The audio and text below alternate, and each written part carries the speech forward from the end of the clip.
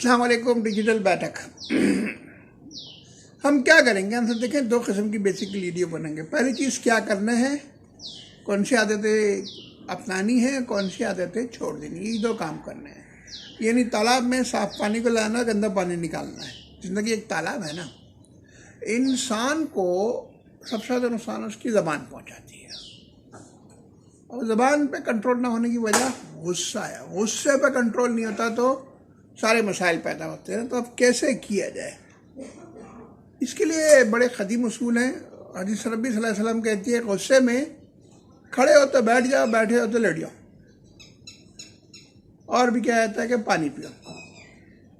यानी पर्पस क्या है, डिले, रिएक्शन को डिले करें। क्योंकि गुस्से में हम बगैर सोचे बोल देते हैं, कर देते हैं, उसके बाद में यार ये गलत हो गया, नुकसान उठाते हैं ना।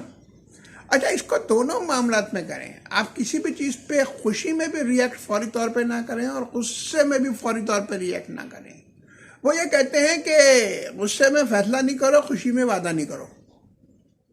क्योंकि हम सोच कोई और चीज़ हावी हो जाती है रैशनल थिंकिंग में, तो अपने रिएक्शंस को डिले करना शुरू करें। थोड़ा सा, बहुत ज़्यादा नहीं, थोड़ी सी देर रुकेंगे तो समझ में आ जाएगा कि बहुत से बदले करने के भी नहीं होते।